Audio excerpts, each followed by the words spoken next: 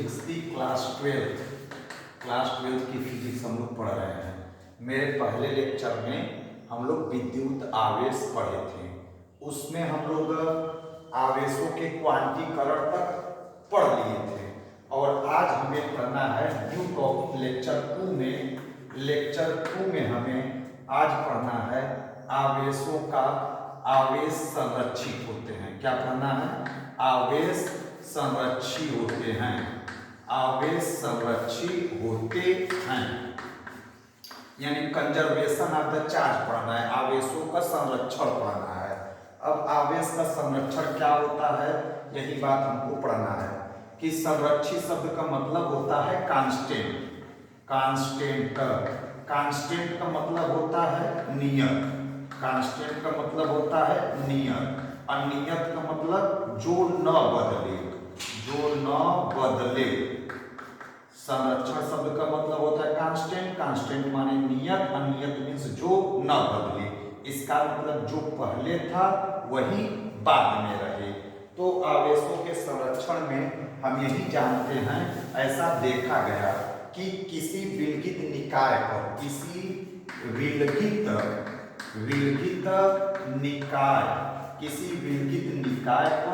कुल आवेश नियत होता है।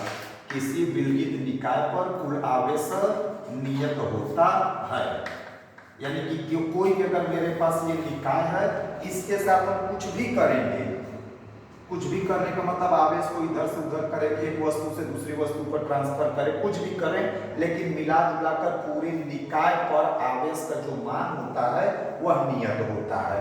तो आवेश के संरक्षण में मुझे क्या करना है कि किसी विलगित निकाय पर कुल आवेश नियत होता है। इसका मतलब है कि अर्थात आवेश को न तो हम उत्पन्न कर सकते हैं और न ही नष्ट कर सकते हैं। आवेश को न तो उत्पन्न किया जा सकता है और न ही नष्ट किया जा सकता है, बल्कि इसे एक वस्तु से दूसरी वस्तु पर, एक वस्तु से दूसरी वस्तु पर स्थानांतरित किया जा सकता है। अब बच्चों, आप अपने नोट्स में क्या लिखेंगे? एक लाइन में हम समझते हैं कि किसी भी विलगित निकाय पर कुल आवेश का मान नियत होता है। अर्थात इसे न तो उत्पन्न किया जा सकता है और न ही नष्ट किया जा सकता है, बल्कि एक वस्तु से दूसरी वस्तु पर स्थानांतरित किया जा सकता है। आप ये नोट्स में लिख लेंगे। आगे की बात, इसमें एक वर्ड मैंने इस्तेमाल किया है विलगित।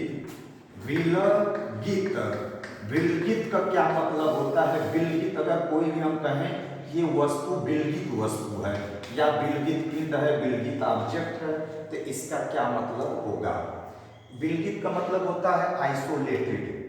आइसोलेटेड मीन्स है कि इस वस्तु पर, इस आवेशित वस्तु पर किसी अन्य आवेशित वस्तु का कोई प्रभाव न पड़े। यानी कि अगर इसके पास हम कोई दूसरा आवेशित वस्तु ला दें तो इस पर कोई फर्क पड़ने वाला नहीं है, तो हम इसको कहेंगे विलगित वस्तु है, विलगित पिंड है। ठीक, तो ये आवेशों का संरक्षण मेरा खत्म हुआ। इसके बाद हमको नेक्स्ट हेडिंग जो मेरा पढ़ना है, तो हम लोग पहले से पुराने लेक्चर में हम लोग पढ़ चुके हैं कि आवेश क्वांटीकृत होता है, आवेश योगात्मक होता है और आवेशों का संरक्षण। ये 3 एनसीईआरटी की हेडिंग थी जिसे हमने क्लियर कर दिया। अब आज हमको पढ़ना है, हमने एक नया वर्ड इसमें इस्तेमाल किया है कि एक वस्तु से दूसरी वस्तु पर हम आवेश का स्थानांतरण कर सकते हैं। तो ये जो प्रोसेस होता है, इसी प्रोसेस को हम कहते हैं आवेशन। तो नेक्स्ट हेडिंग मेरा क्या बनने वाला है? आवेशन। आवेशन मीन्स चार्जिंग। जैसे मोबाइल वगैरह हम लोग चार्ज करते हैं, कहते हैं कि भाई मोबाइल चार्ज में लगा है, इसका मतलब हम चार्ज हमें लगा है तो मतलब हम मोबाइल को चार्ज दे रहे हैं। चार्ज दे रहे हैं का मतलब हम आवेश उसको दे रहे हैं। तो इसी प्रोसेस को हम लोग कहते हैं आवेशन। तो क्या आप अपने नोट्स में लिखेंगे? भाई होता है किसी एक वस्तु से दूसरी वस्तु पर आवेश को स्थानांतरित करने की जो विधि होती है उस विधि को हम कहते हैं आवेशन। क्या मतलब है? किसी एक वस्तु से दूसरी वस्तु पर आवेश को स्थानांतरित करने की विधि को आवेशन कहते हैं। अब हमको पढ़ना है कि आवेशन के प्रकार, यानी वो कितने मेथड हैं, कितनी मेथड है जिससे हम आवेश को एक वस्तु से दूसरी वस्तु पर स्थानांतरित कर सकते हैं। तो अब आपका हेडिंग जो बनना है आवेशन के प्रकार, आवेशन के प्रकार यानी मेथड ऑफ चार्जिंग। क्या हेडिंग है? Method of charging. कितने तरीकों से हम आवेश को स्थानांतरित कर सकते हैं। तो इसके निम्नलिखित कई विधियां होती हैं, जिनमें से जो हम लोगों को पढ़ना है स्पेशली वो हम आपको बताते हैं। जिसमें पहली विधि है घर्षण विधि। पहली विधि कौन सी है? घर्षण विधि द्वारा। दूसरी जो विधि मेरे पास है ये है प्रेरण विधि द्वारा। प्रेरण विधि द्वारा कौन सी विधि है? प्रेरण विधि द्वारा हम एक वस्तु से दूसरी वस्तु पर आवेश का स्थानांतरण कर सकते हैं। तीसरी जो मेरे पास विधि है वो है चालन विधि द्वारा। कौन सी विधि है? चालन विधि द्वारा। तीसरा, ये स्पेशली हमें यही तीन पढ़ना है, लेकिन इन फ्यूचर में हम लोग और जान लेते हैं। एक और विधि मेरे पास है प्रकाश वैद्युत प्रभाव। प्रकाश वैद्युत प्रभाव, इसको हम लोग कहते हैं फोटो इलेक्ट्रिक इफेक्ट। ये पूरा एक मॉडर्न फिजिक्स में पूरा हम लोगों को एक चैप्टर ही पढ़ना है कि प्रकाश वैद्युत प्रभाव क्या होता है। एक हमारे पास और विधि है तापायनिक उत्सर्जन। तापायनिक उत्सर्जन, तापायनिक उत्सर्जन से भी हम पढ़ सकते हैं कि आवेश को हम एक वस्तु से दूसरी वस्तु पर हम निम्नलिखित विधियों द्वारा स्थानांतरित कर सकते हैं। पहला घर्षण विधि द्वारा, दूसरा प्रेरण विधि द्वारा, तीसरा चालन विधि द्वारा, चौथा प्रकाश वैद्युत प्रभाव द्वारा, पांचवा तापायनिक उत्सर्जन द्वारा। इसके द्वारा तापायनिक उत्सर्जन द्वारा। स्पेशली इतना आपको अपने सिलेबस में क्लास 12 के सिलेबस में पढ़ना है। और भी बहुत सारे प्रोसेस हैं, जैसे मैं छठवां बोलूं तो एक होता है फील्ड इफेक्ट। कौन सा इफेक्ट? Field effect. खैर ये सब आपको नहीं पढ़ना है। अगर मैं एक और आपको बता दूं, सातवां अगर प्रोसेस में बता दूं, सातवां वाला, तो ये होता है secondary field effect. Secondary field effect. तो खैर ये सब आपको नहीं पढ़ना, इसलिए इस पर हम कोई चर्चा नहीं करेंगे। तो फिर से हम आते हैं, मुझे आज की हेडिंग में क्या स्पेशली पढ़ना था? चार्जिंग, आवेशन। आवेशन क्या होता है? किसी एक वस्तु से दूसरी वस्तु पर आवेश को स्थानांतरित करने की विधि को आवेशन कहते हैं। आवेशन के कितने प्रकार होते हैं? Method of charging.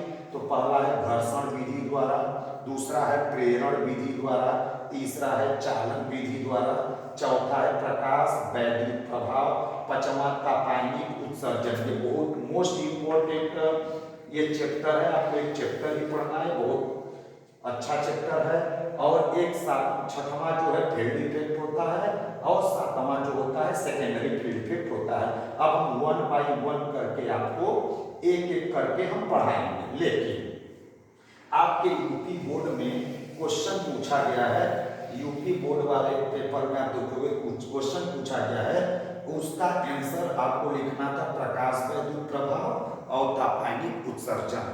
अब क्वेश्चन आपसे क्या पूछा गया है ये मैटर रखता है। आपसे लिखा कि इन ना किसी भी चालक से इलेक्ट्रॉन उत्पन्न हो सकते हैं, वह दो प्रक्रम। क्वेश्चन क्या था? वह दो प्रक्रम बताइए जिनसे इलेक्ट्रॉन का उत्सर्जन हो सकता है। तो आंसर उसका क्या है? पहला प्रकाश वैद्युत प्रभाव और दूसरा क्या है? तापायनिक उत्सर्जन। पहला प्रकाश वैद्युत प्रभाव, दूसरा क्या है? तापायनिक उत्सर्जन। यही क्वेश्चन आप लोगों से पूछा है, ठीक, यूपी बोर्ड में। फिर से एक बार रिपीट करते हैं, क्वेश्चन यूपी बोर्ड में पूछा है कि वह दो प्रक्रम बताइए जिससे इलेक्ट्रॉन मुक्त इलेक्ट्रॉन का उत्सर्जन हो सकता है। तो पहला क्या है? प्रकाश वैद्युत प्रभाव, दूसरा है आंसर क्या है? तापायनिक उत्सर्जन।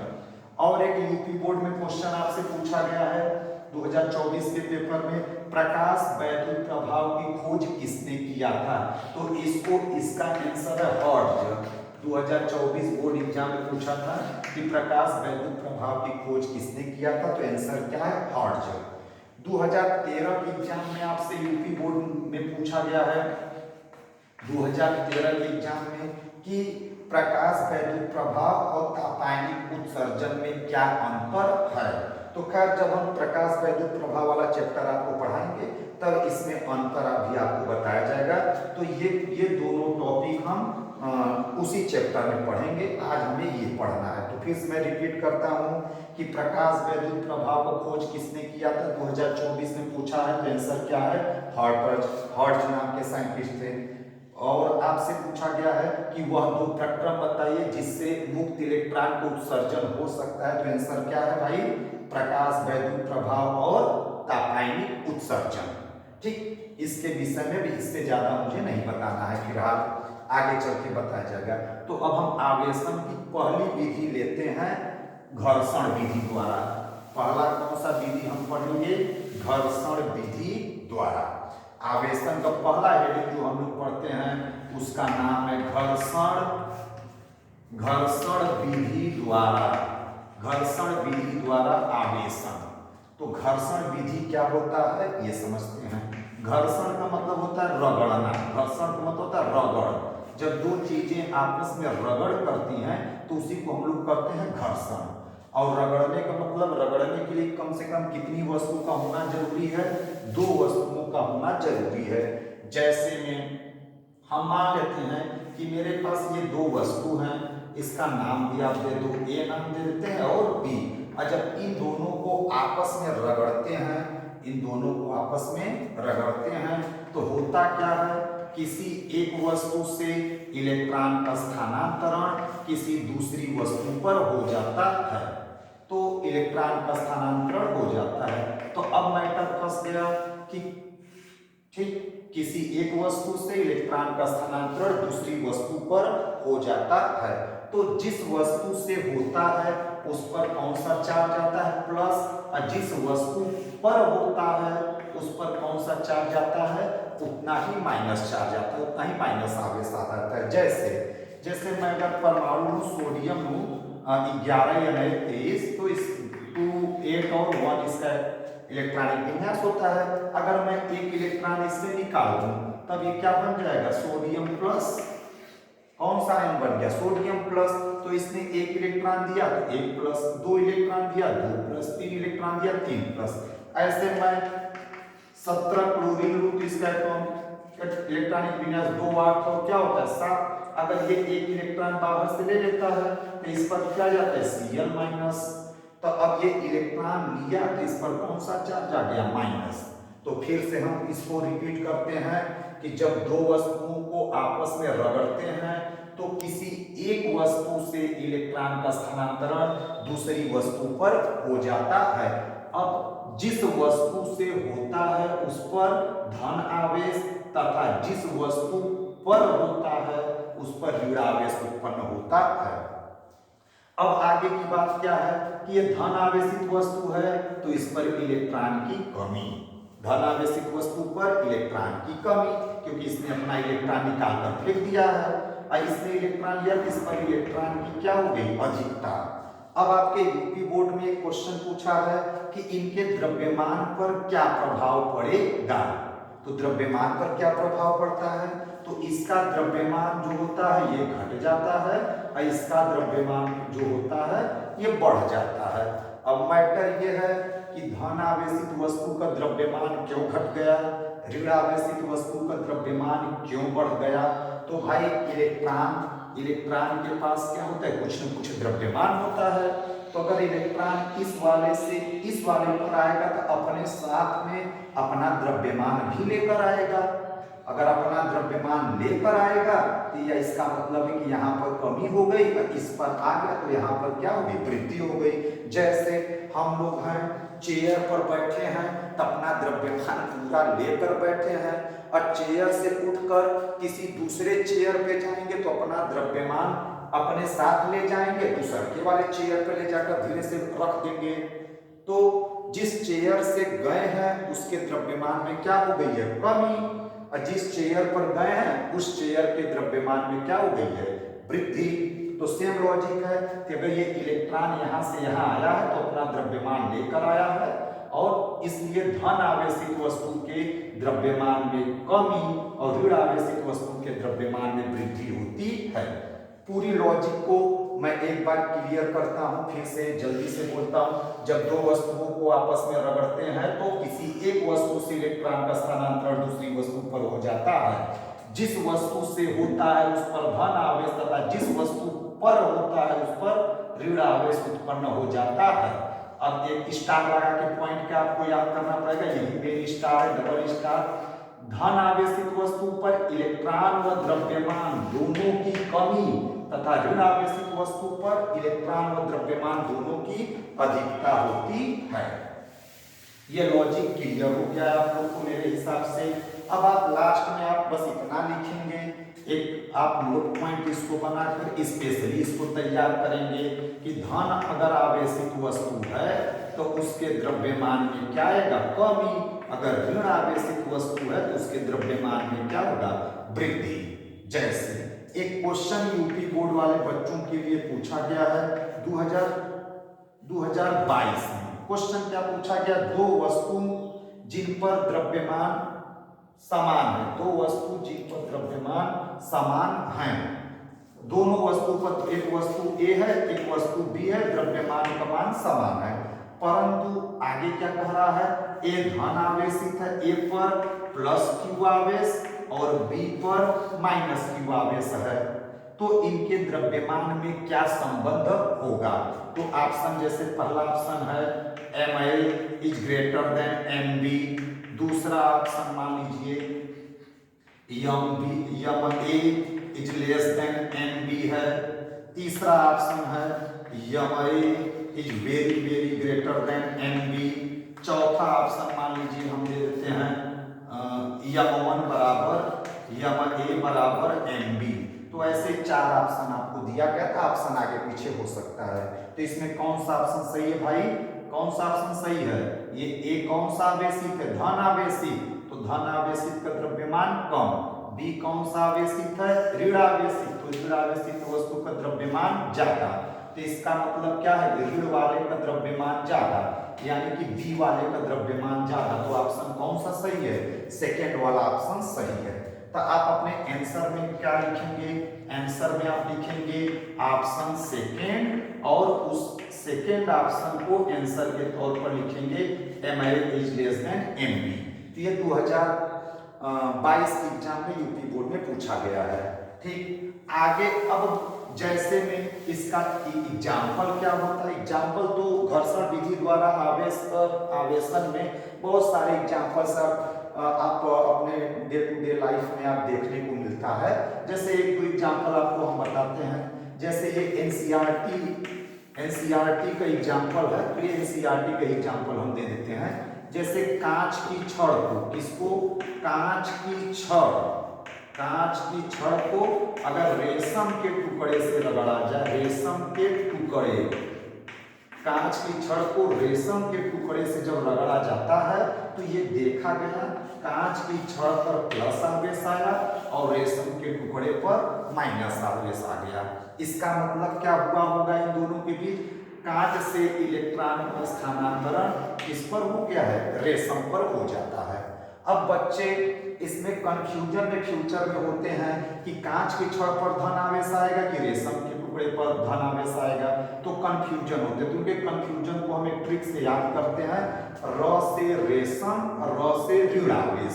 इसका मतलब रेशम और ऋण आवेश दोनों का प्रोनाउंसिएशन लगभग सेम है, इसलिए रेशम के टुकड़े पर ऋण आवेश समझेंगे तो कांच के छड़ पर क्या समझेंगे, धन आवेश। ठीक, तो ये एनसीईआरटी की एग्जांपल था। लेकिन एक बात अपने को हमको समझना, ये नोट पॉइंट भी आप रख लेंगे भाई कि कांच के छड़ को रेशम के टुकड़े से जब रगड़ते हैं तो कांच के छड़ पर प्लस आवेश और रेशम के टुकड़े पर ऋण आवेश उत्पन्न हो जाता है। इसका मतलब इसका द्रव्यमान क्या होगा, कम होगा, इसका मतलब इसका द्रव्यमान अधिक होगा। ये डाटा है। अब हमको एक बात नहीं समझ में आ रहा है कि इसको इससे जब हम रगड़े हैं तो क्यों इसी पर प्लस आवेश आया और क्यों इस पर माइनस आवेश आया? तो कांच के छड़ पर ही प्लस आवेश क्यों आया? क्योंकि रगड़ा तो दोनों को गया था एक दूसरे से, रगड़ा तो दोनों को गया था एक दूसरे से, तो इसी पर क्यों प्लस आवेश आया? तो हम इसको भी समझते हैं। तो हम लोग केमिस्ट्री में एक चीज पढ़ते हैं, आयनन विभव। आप क्लास 11 की केमिस्ट्री में आप जरूर पढ़े होंगे आयनन आयनन विभव, आयनन विभव आप पढ़े होंगे। ठीक, तो आयनन विभव में क्या होता है कि अगर मेरे पास कोई उदासीन गैसीय परमाणु है, उदासीन गैसीय परमाणु से के बाह्यतम कक्षा से एक इलेक्ट्रॉन निकालने के लिए आवश्यक ऊर्जा को हम लोग कहते हैं आयनन विभव या आयनन ऊर्जा भी कह देते हैं। क्या है? किसी उदासीन गैसीय परमाणु के बाह्यतम कक्षा से इलेक्ट्रॉन निकालने के लिए आवश्यक ऊर्जा को आयनन विभव या आयनन ऊर्जा कहते हैं। ठीक, तो अब किस परमाणु से आप आसानी से इलेक्ट्रॉन निकाल लेंगे? ठीक, तो जिसका आयनन विभव कम होता है, जिसकी आयनन विभव क्या रहेगा? कम, तो उससे हम इजीली इलेक्ट्रॉन को उससे बाहर निकाल सकते हैं। ठीक, तो इसका मतलब क्या है? आप लोग ये पढ़े होंगे तो इसलिए ज्यादा इस पर दिमाग नहीं लगाते हैं, बस आपको ये जानना है कि जिस परमाणु का आयनन विभव कम रहता है उससे हम आसानी से इलेक्ट्रॉन निकाल लेते हैं। क्यों? क्योंकि इलेक्ट्रॉन और नाभिक के बीच लगने वाला जो आकर्षण बल रहता है वो थोड़ा कमजोर रहता है, इसलिए उससे हम आसानी से इलेक्ट्रॉन निकाल देते हैं। तो अब मैटर ही फंस गया, कौन सा परमाणु इलेक्ट्रॉन आसानी से देगा? तो जिसका आयनन विभव कम होगा। फिर से, कौन सा परमाणु आसानी से इलेक्ट्रॉन को देगा? तो जिसका आयनन विभव कम होगा। तो इसका मतलब क्या है कि इसने इलेक्ट्रॉन को दिया है, तो मिला जुला कर क्या है? जरूर इसका आयनन विभव का रहा होगा, जरूर इसका आयनन विभव कम रहा होगा। तो अब बताइए आप लोग कि किस दोनों वस्तु को जब हम रगड़ेंगे तो किस वस्तु पर धन आवेश आएगा? तो जिसका आयनन विभव कम होगा, जिसका आयनन विभव कम होगा उस पर धन आवेश आएगा। और ठीक, अब किस वस्तु पर ऋण आवेश आएगा? तो इसका आंसर हम जल्दी से क्लियर करते हैं कि जिसका इलेक्ट्रॉन बंधुता अधिक होगा। अब इलेक्ट्रॉन बंधुता आप पीछे के चैप्टर से आप पढ़ेंगे, आप क्लास 11 में पढ़े होंगे, तो आप क्लियर हो जाता है कि जिस वस्तु का आयनन विभव कम होता है उस पर धन आवेश आएगा, जिस वस्तु की इलेक्ट्रॉन बंधुता अधिक होती है उस पर ऋण आवेश आता है। तो आप ये नोट कर लेंगे। तो इस वजह से ये पूरी हेडिंग आपका आवेशन खत्म हुआ। तो अब घर्षण विधि द्वारा आवेशन कंप्लीट हो गया। अब हम नेक्स्ट टॉपिक पढ़ेंगे, प्रेरण विधि द्वारा आवेशन। प्रेरण विधि द्वारा आवेशन, प्रेरण विधि द्वारा आवेशन। कौन सी विधि द्वारा पढ़ेंगे? प्रेरण विधि द्वारा आवेशन। तो प्रेरण विधि का मतलब होता है, जैसे ये कोई हमारे पास आवेशित वस्तु है, ये मान लेते हैं मेरे पास कोई ये मान लेते हैं मेरे पास कोई आवेशित वस्तु है, आवेशित वस्तु है, और इसके पास हम कोई उदासीन वस्तु मान लीजिए लेते आए हैं, इसके पास ये उदासीन वस्तु है। तो क्या होता है कि जब किसी आवेशित वस्तु के पास कोई उदासीन वस्तु, या इसको आप बोल दो अनावेशित, अनावेशित, इसको आप बोल सकते हो अनावेशित। तो क्या हुआ कि जब किसी आवेशित वस्तु के पास कोई अनावेशित वस्तु लाई जाती है तो अनावेशित वस्तु भी आवेशित हो जाती है। इसी घटना को हम लोग कहते हैं प्रेरण, प्रेरण विधि द्वारा आवेशन। फिर से एक बार क्लियर करते हैं, जब किसी आवेशित वस्तु के पास कोई अनावेशित वस्तु लाई जाती है तो वह अनावेशित वस्तु भी आवेशित हो जाती है, तो इस घटना को कहते हैं प्रेरण। जैसे आपका दोस्त है, आपसे बोला भाई चलो मुझे मार्केट में चलना है, काम है, मेरे साथ चलो।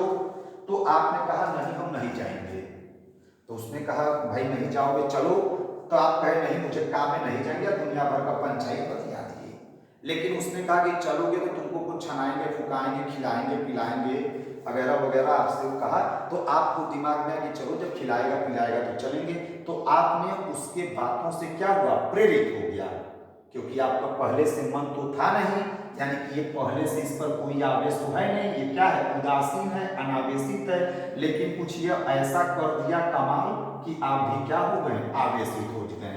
तो इसी को हम लोग कहते हैं प्रेरण विधि द्वारा आवेशन। अब इसकी लॉजिक क्या होती है, अब हम समझते हैं कि किस प्रकार का आवेश आएगा।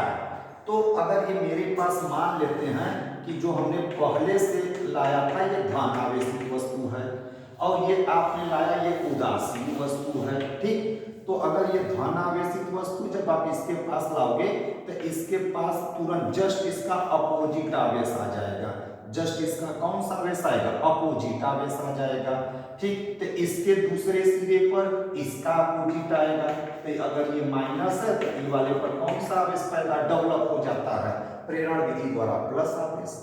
तो अगर धन आवेशित वस्तु के पास कोई लाओगे तो पास वाला सिरा ऋण आवेशित होगा, और उसके बगल वाला सिरा उसका अपोजिट धन आवेशित हो गया। अब मैटर ये फंस गया भाई कि ऋण आवेशित क्यों हुआ, ये तो अनावेशित था, तो ये ऋण आवेशित क्यों हुआ। तो जब आपने इसको लाया ये धन आवेशित है, तो कोई भी अगर मेरे पास परमाणु है, ये कोई भी परमाणु उदासीन हम कब कहते हैं, उदासीन का मतलब है कि number of proton is equal to का नंबर ऑफ इलेक्ट्रॉन। तो जितने प्रोटॉन होते उतने इलेक्ट्रॉन होते, तो टोटल मिला जुला कर क्या होता है, उदासीन रहता है। लेकिन तब यहाँ पर क्या हुआ, इसमें क्या है, प्रोटॉन और न्यूट्रॉन, अरे प्रोटॉन और इलेक्ट्रॉन दोनों हैं, तो ये धन आवेशित है, तो इसको क्या करेगा, इसमें जितने भी इलेक्ट्रॉन हैं, इलेक्ट्रॉन पर कौन सा चार्ज होता है, निगेटिव। तो जितने भी इलेक्ट्रॉन हैं सारे इलेक्ट्रॉन को प्लस वाला खींचने लगता है, सारे इलेक्ट्रॉन को खींचेगा। तो अब इलेक्ट्रॉन इसका क्या होगा, इलेक्ट्रॉन इसका इस सिरे पर आकर जम जाएंगे, तो एक इलेक्ट्रॉन को अगर खींच लिया तो एक माइनस, दो इलेक्ट्रॉन को खींच लिया दो माइनस। इसी प्रकार जितने इलेक्ट्रॉन को यह खींचेगा, आकर्षण बल लगाकर खींचेगा, तो उतना माइनस चार्ज यहाँ पर क्या हो जाएगा, डेवलप। अब हमको पता है कि अगर यहाँ से एक इलेक्ट्रॉन यहाँ गया है तो इस पर कौन सा आवेश ट्रांसफर होगा, प्लस। एक इलेक्ट्रॉन जाएगा तो यहाँ माइनस, यहाँ प्लस, दो इलेक्ट्रॉन जाएगा यहाँ दो माइनस, यहाँ प्लस। तो यहाँ पे माइनस चार्ज क्यों डेवलप हुआ, पता चला क्या, क्यों डेवलप हुआ, क्लियर हो गया, मेरे हिसाब से क्लियर हो गया होगा कि कौन सा। फिर से एक बार इसको देखते हैं कि जब हम प्लस आवेशित वस्तु के पास लाएंगे तो सारे इलेक्ट्रॉन को खींचकर इस वाले सिरा पर ऋण आवेश बना देगा, और ये वाला सिरा कैसा हो जाएगा, प्लस आवेशित हो जाएगा, ठीक। अब कोई बच्चे कहेंगे नहीं सर आप धन आवेशित को लाए हैं, अब ऋण आवेशित को लाइए, ऋण आवेशित को ला देते हैं भैया। तो यहाँ पर भी यही सिस्टम है, तो ऋण आवेशित है, तो अब कहोगे सर कि धन था तो ऋण को खींचा, तब ये ऋण है तो धन को खींचेगा, ये आप सोचोगे, लेकिन ऐसा नहीं होता है। पॉजिटिव चार्ज कभी मोशन नहीं करता है, नाभिक में रहता है प्रोटॉन, कभी मोशन नहीं करता है। तो प्लस चार्ज से तो हम कोई बात ही नहीं करेंगे, जो भी काम करता है वो कौन करता है, इलेक्ट्रॉन। किसी वस्तु को हम आवेश दे रहे हैं, इलेक्ट्रॉन दे रहे हैं, किसी वस्तु से आवेश ले रहे हैं, इलेक्ट्रॉन ले रहे हैं। पहले लेक्चर में मैंने इसको अच्छे से समझाया है, जो नहीं देखे पहला लेक्चर वो पहला लेक्चर पहले देखे, उसके बाद दूसरे लेक्चर पर आए। तो ये ऋण आवेशित है, तो ये तुरंत क्या करेगा, सारे इलेक्ट्रॉन को, जितने भी इलेक्ट्रॉन है सबको रिपेल करने लगेगा, धक्का देने लगेगा, दूर भगाने लगेगा। तो ये इलेक्ट्रॉन इधर जाएंगे, तो जब ये इलेक्ट्रॉन इधर जाएंगे तो कौन सा चार्ज लेकर जाएंगे, माइनस। यहाँ से गए तो इस पर कौन सा चार्ज, प्लस। तो ऐसे ही इस वाले सिरे पर माइनस चार्ज डेवलप होता चला जाएगा, और इस वाले सिरे पर प्लस चार्ज डेवलप होता चला जाएगा। तो इसलिए हम लोग ये अब पूरा क्लियर करते हैं कि अगर आवेशित वस्तु के पास अनावेशित वस्तु लाओगे तो उसके पास वाले सिरा पर जस्ट उसी का अपोजिट चार्ज डेवलप हो जाएगा।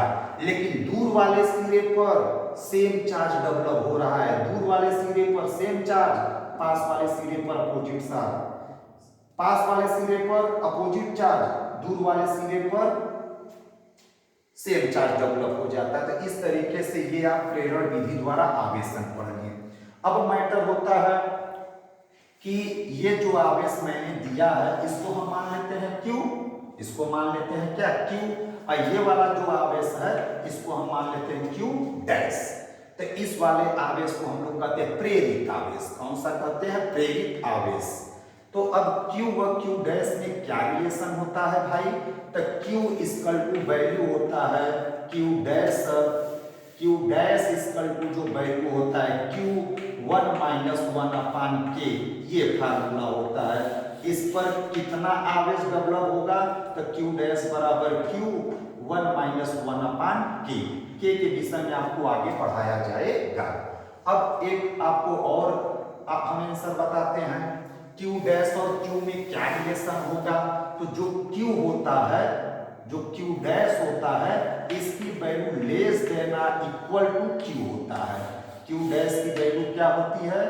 Q से कम या लगभग उसके बराबर होती है, या तो उससे थोड़ा सा कम होती है। जैसे वो लड़का तो जरूर तैयार हो गया था जाने के लिए, कि उस प्रेरित किया कि चलो खिलाएंगे पिलाएंगे, चलो तो तैयार हो गया, लेकिन पूरे मन से नहीं तैयार हुआ, थोड़ा कम मन से तैयार है।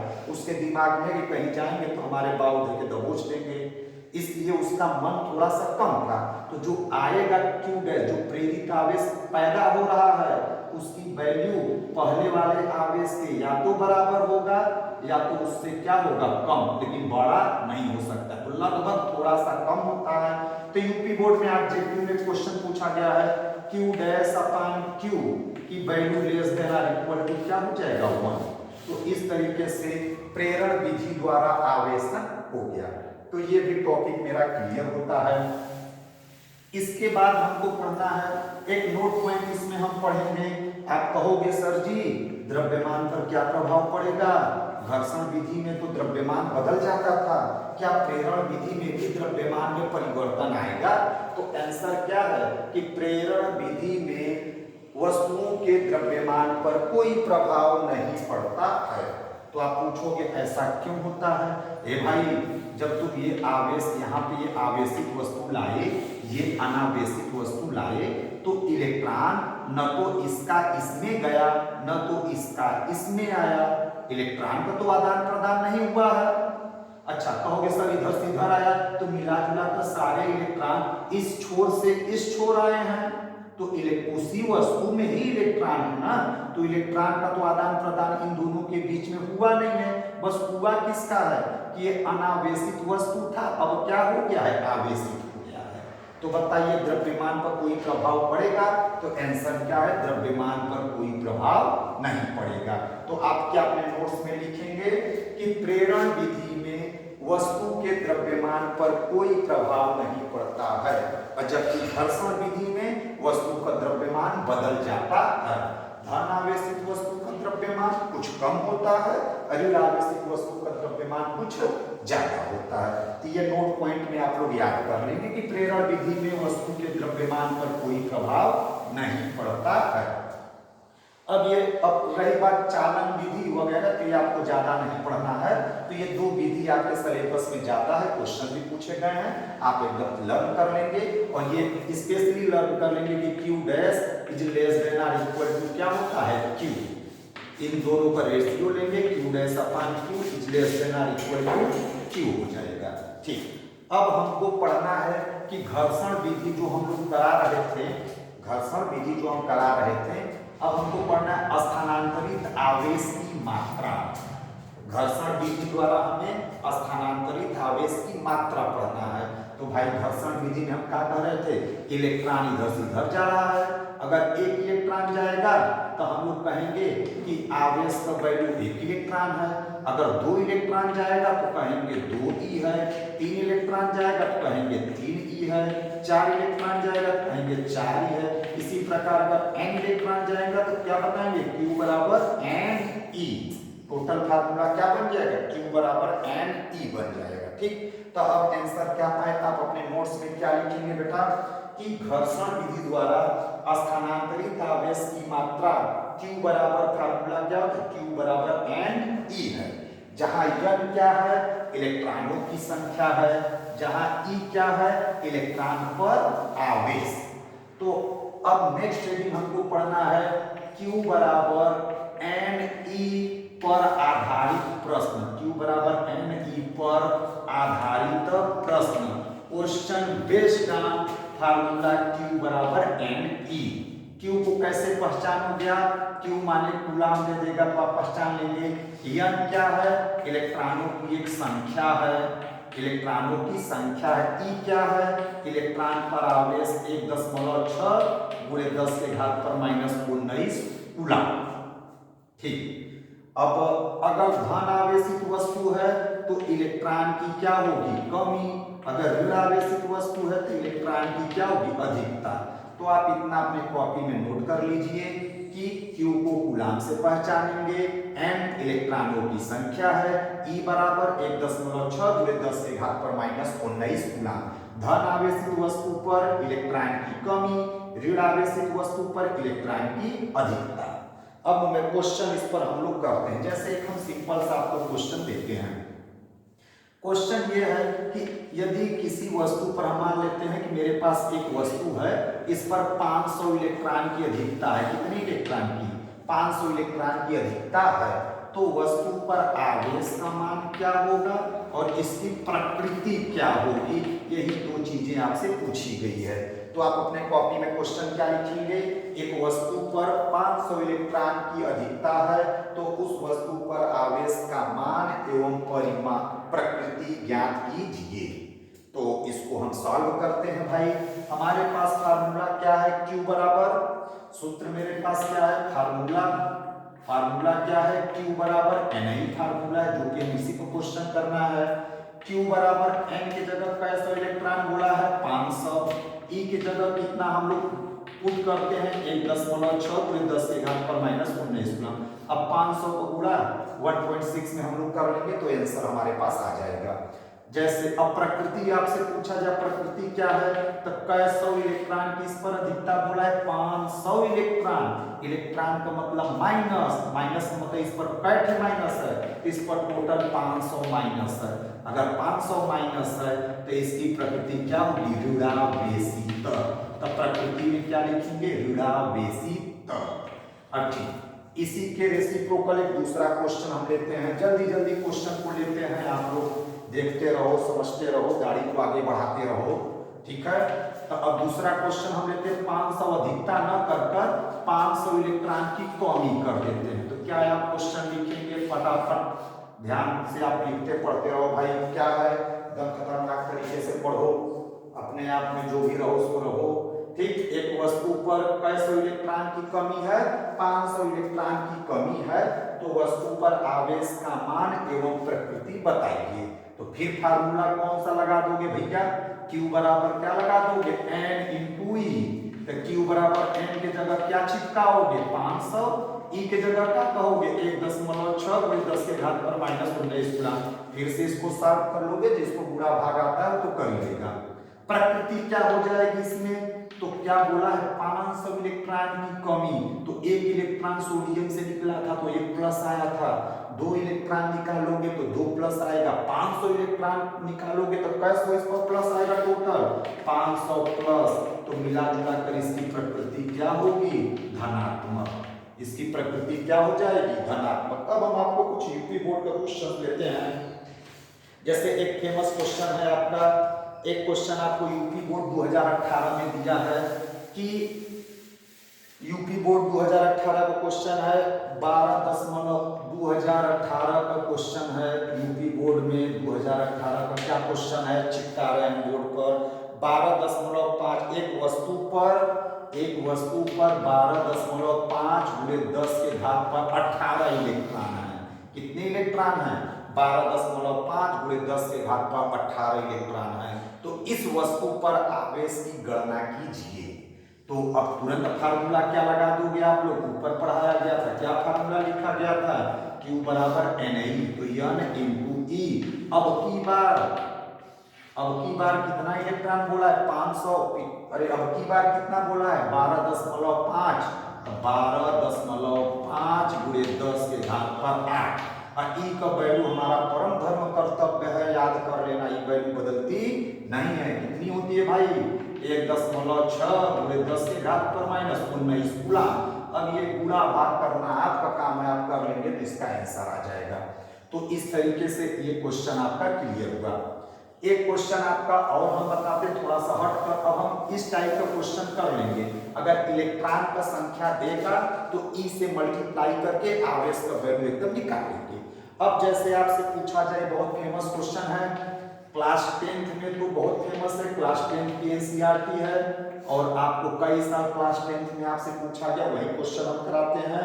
और आपको क्लास 12th के बोर्ड एग्जाम में भी पूछा गया है, जैसे 2017 में पूछा है, 2019 में पूछा है, और हम बता देते हैं किसमें पूछा, 2010 में। ये 3 साल यूपी बोर्ड में भी पूछा है। क्लास 12th के फिजिक्स में क्या पूछा है कि एक कूलाम में इलेक्ट्रॉनों की संख्या ज्ञात कीजिए। क्या पूछा गया है बालक?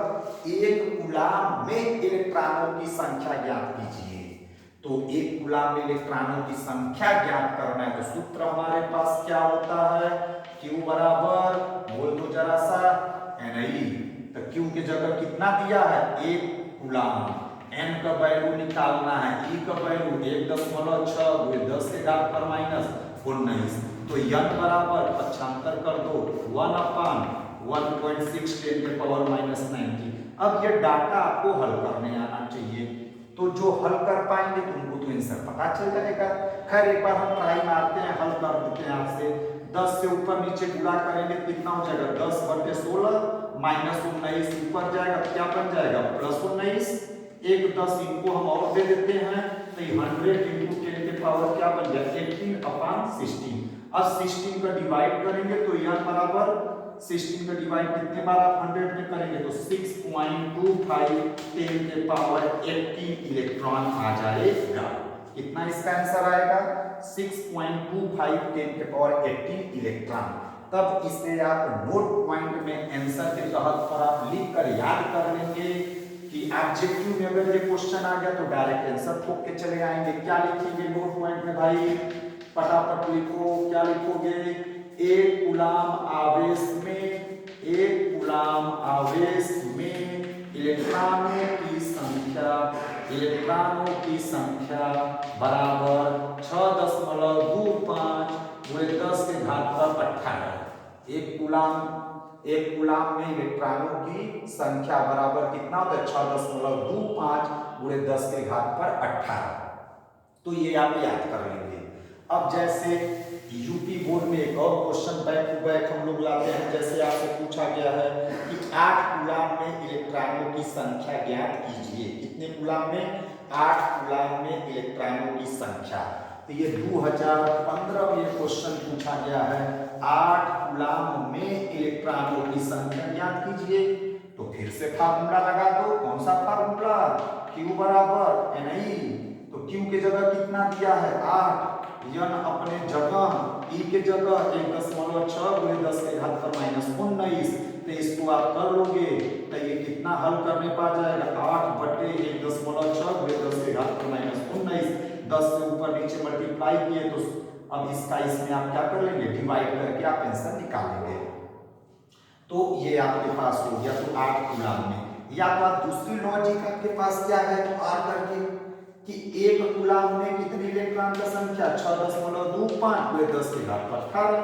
तो 8 कूलाम में कितने इलेक्ट्रॉन? तो 6.25 गुणे 10 के घात पर 18 में कैसे मल्टीप्लाई कर लो? 8 से। तो इस हिसाब से इस फार्मूले पर 2 टाइप का क्वेश्चन बनता है जो हमने आपको बता दिया। एक तो आपको इलेक्ट्रॉन की संख्या देकर आवेश का मान पूछेगा, एक आवेश का वैल्यू देकर इलेक्ट्रॉन की संख्या पूछता है। तो इस तरीके से ई वाली हेडिंग आपका क्या हो गया? क्लियर हो गया। ठीक, इसके आगे हम लोग देखते हैं। ठीक है, इसके आगे तो आपको एक और हेडिंग इसमें हमको पढ़ाते हैं। इसका इस्तेमाल, इस हेडिंग का इस्तेमाल हम कूलाम्स लॉ में करेंगे। इस हेडिंग का इस्तेमाल हम कूलाम्स लॉ में करेंगे। हेडिंग क्या है? हेडिंग क्या है कि संपर्क में रखे। हेडिंग समझते हैं, संपर्क में रखे यानी कि हेडिंग हम फिर से लिखते हैं कि दो भिन्न भिन्न आवेशित वस्तुओं को अगर एक दूसरे से स्पर्श करा दिया जाए तो स्पर्श कराने के बाद आवेश का मान क्या होगा। क्या हेडिंग आपको पढ़ना है मिश्रा कि यदि दो भिन्न भिन्न आवेशित वस्तुओं को एक दूसरे से स्पर्श करा दिया जाए या संपर्क करा दिया जाए तब उन पर संपर्क के पास आवेश का मान क्या होगा। ठीक, यही हेडिंग पढ़ना है हमको। अब मान लेते हैं एक मेरे पास एक आवेशित वस्तु है जिस पर आवेश का मान Q1 है, एक दूसरा आवेशित वस्तु है जिस पर आवेश का मान Q2 है। Q1 है, Q2 है। अगर इन दोनों को एक दूसरे के संपर्क में लाते हैं यानी कि एक दूसरे से टच करा दें तब इन पर आवेश का मान क्या होगा। तब इन पर आवेश के मान का फार्मूला होता है Q डैश बराबर Q1 plus Q2 divided by क्या हो जाएगा 2। Q1 plus Q2 divided by 2, यानी दोनों आवेशों को जोड़कर दो बराबर भागों में हम बांट देंगे। तो चलो इस हेडिंग को आप अतः करके अपने कॉपी में क्या लिखोगे कि जब दो भिन्न भिन्न आवेशित वस्तुओं को एक दूसरे से स्पर्श करा दिया जाए तो स्पर्श कराने के बाद उन पर आवेश का मान क्या होगा। तो क्या होगा Q डैश बराबर Q1 plus Q2 divided by 2। जैसे एक एग्जांपल हम लेते हैं, इस हेडिंग का इस्तेमाल कूलाम्स लॉ में बहुत सारा करेंगे। जैसे एक एग्जांपल लेते हैं, एक वस्तु है मेरे पास जिस पर 10 कूलाम का आवेश है, एक दूसरे पर मान लो 20 कूलाम का आवेश है। तो इन दोनों को एक दूसरे से टच करा दें तो टच कराने पर इन पर आवेश का मान क्या होगा। तो फार्मूला क्या है भाई, Q डैश बराबर Q1 plus Q2 divided by क्या होगा 2। Q1 plus Q2 divided by 2, यानी Q डैश बराबर 10 coulomb plus 20 coulomb divided by 2 तो 30 अपॉन यानी 15 कूलाम। यानी कि अब दोनों वस्तुओं पर इस वाले वस्तु पर कितना कूलाम होगा 15 कूलाम, इस वाले पर भी कितना होगा 15 कूलाम ही होगा। तो ये आपका एग्जाम्पल है। जैसे अगर हम इसी एग्जाम्पल को ऐसे एक और एग्जाम्पल हम इसको समझते हैं, क्लियर करते हैं कि अगर मेरे पास दो वस्तु है, एक पर +2 माइक्रोकूलाम का आवेश है और वह दूसरे पर -2 माइक्रोकूलाम का आवेश है। +2 माइक्रोकूलाम और -2 माइक्रोकूलाम का आवेश है। अगर इन दोनों को एक दूसरे को स्पर्श करा दिया जाए तब स्पर्श कराने के बाद कितना आवेश आएगा। तो सूत्र क्या लगा दोगे भैया, Q बराबर बोल दो जरा सा, Q डैश बराबर क्या होता है Q1 plus Q2 divided by क्या 2। तो Q डैश बराबर पहला क्या है 2 और दूसरा प्लस, ये वाला प्लस है, फिर Q2 का वैल्यू क्या है -2 डिवाइडेड बाई 2। तो Q डैश बराबर क्या होता है 0। तो इन पर आवेश का मान क्या है Q डैश बराबर 0। तो आपके यूपी बोर्ड में 2010 बोर्ड एग्जाम में क्वेश्चन पूछा गया, सेम यही क्वेश्चन है। अब पूछा गया था स्पर्श कराने के बाद इन पर बल कितना लगेगा। स्पर्श कराने के बाद इन पर बल कितना लगेगा। तो Q डैश का वैल्यू 0 यानी आवेश का वैल्यू 0 अगर आ गया है तो इनके बीच लगने वाला बल भी क्या होगा 0, क्योंकि बल का फार्मूला आपको पढ़ाया जाएगा F बराबर K Q1 Q2 बटे R का स्क्वायर। तो Q1 के जगह भी क्या पाए 0, Q2 के जगह भी क्या पाए 0, तो 0 0 टोटल मिला जुला कर 0 आ जाएगा। तो इसलिए इस क्वेश्चन को कराने के लिए हमने ये बताया। जैसे इसी पर और आपको और एक क्वेश्चन पूछा गया है यूपी बोर्ड में 2015 के एग्जाम में पूछा गया, तो उसको हम जब कूलाम्स लॉ पढ़ाएंगे तब आपको कराएंगे।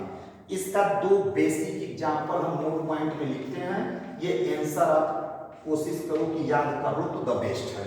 तो हम आपको 2 एग्जाम्पल इसका बताते हैं इस टॉपिक, तो ये टॉपिक क्लियर हो जाएगा। पहला एग्जाम्पल है कि एक वस्तु मेरे पास A है, यह Q आवेश से आवेशित है। एक वस्तु मेरे पास B है, यह अनावेशित है, अनावेशित है।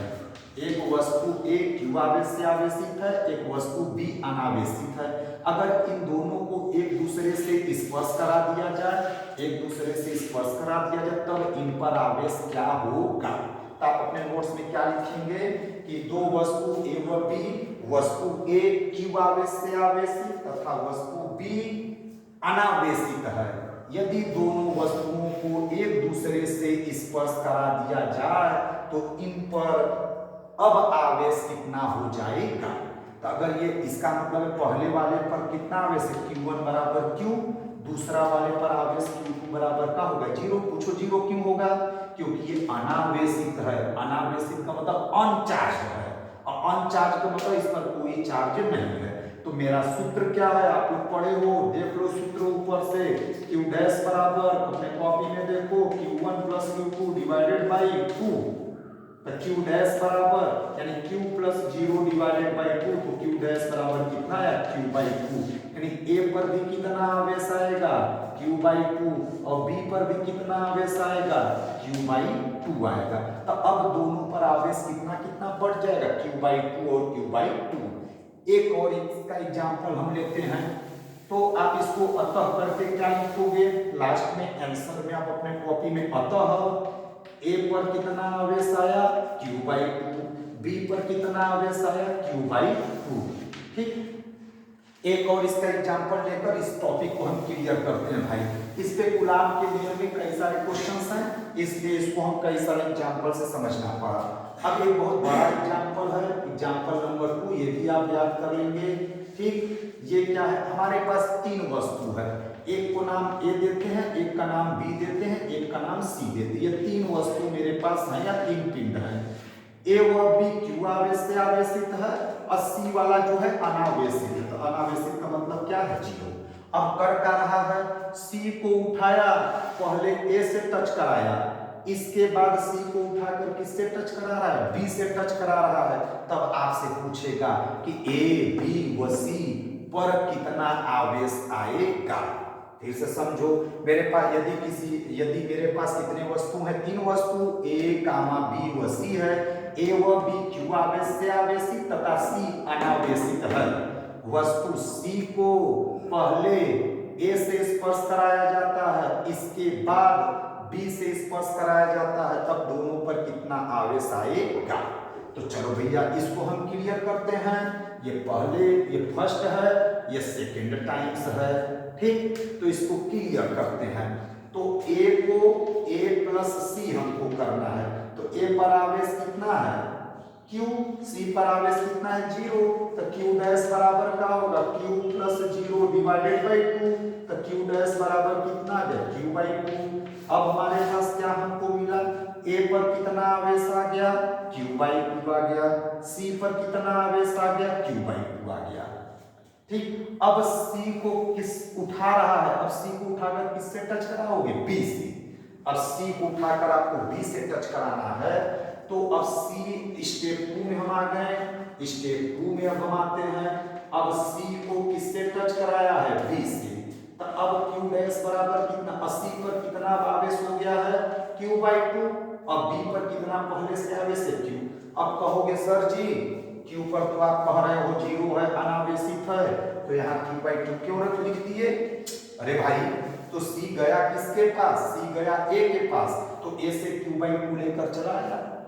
C गया A के पास, तो A से Q बाई 2 ले लिया, इसके पास Q बाई 2 हो गया ना। जैसे आप अपने मामा के घर गए हो, आप अपने मामा का एक मामा का गए, पैर छुए, तो कुछ माल मुद्रा आपके जेब में रख दिए। तब पहले तो आपके पास 0 रुपया था, अब कुछ माल मुद्रा लेकर न दूसर के मामा के पास जाओगे कि फेंक कर जाओगे, तो कुछ लेकर जाओगे तो दूसर का मामा भी कुछ ना कुछ तुमको देंगे। तो वैसे C किसके पास है, मम्मा के पास, Q बाई 2 पाया। अब Q बाई 2 लेकर किसके पास जाएगा, दूसर के मम्मा के पास। तो यहाँ भी फार्मूला का इस्तेमाल हम लोग करेंगे, क्या, Q डैश बराबर Q1 plus Q2 divided by 2। तो Q1 का मतलब Q by 2 plus Q divided by 2। तब इसी को आप हल कर लोगे तो 3Q बाई 4 आ जाएगा। इसी को हल करोगे तो कितना आ जाएगा, 3Q बाई 4। तो इसका मतलब है अब C पर कितना आवेश आ गया, 3Q बाई 4। तो B पर भी कितना आवेश आएगा, 3Q बाई 4, क्योंकि इक्वल इक्वल बढ़ता है। तो मिला जुलाकर अब लास्ट में क्या आप पाए, तो आप लास्ट में अपने नोट्स में क्या लिखेंगे, अतः A, B व C पर आवेश क्रमशः, A, B व C पर आवेश क्रमशः Q बाई 2, 3Q बाई 4 व 3q/4 होगा। तो ये आप दोनों एग्जाम्पल याद कर लेंगे। तो इस तरीके से ये हेडिंग आपका क्लियर हुआ। तो एक बार हम रिवाइज कराते हैं, ये रिवाइज कराते हैं, क्या कराते हैं भाई कि आवेशन में क्या होता है। आज हमने पढ़ा आवेशन, टॉपिक मेरा आवेशन था। आवेशन में क्या होता है, किसी एक वस्तु से आवेश का स्थानांतरण दूसरी वस्तु पर करने की जो विधि होती है उसी विधि को आवेशन कहते हैं। इसकी कुल कितनी विधियां, इसकी निम्नलिखित विधियां हैं। जैसे पहला क्या है, घर्षण विधि, दूसरा क्या है, चालन विधि मतलब प्रेरण विधि, तीसरा क्या है, चालन विधि, और तीसरा आपका चौथा आपका है प्रकाश वैद्युत प्रभाव, पांचवा आपका है तापायनिक उत्सर्जन, 5 को स्पेशली पढ़ना, छठवां मान लो फील्ड इफेक्ट होता है, सातवां होता है सेकेंडरी फील्ड इफेक्ट होता है। तो आपसे क्वेश्चन स्पेशली आप घर्षण विधि पढ़ लियो, प्रकाश वैद्युत प्रभाव और तापायनिक उत्सर्जन हम आगे चल के चैप्टर में पढ़ेंगे। इस तरीके से ये हेडिंग आपका क्लियर हुआ।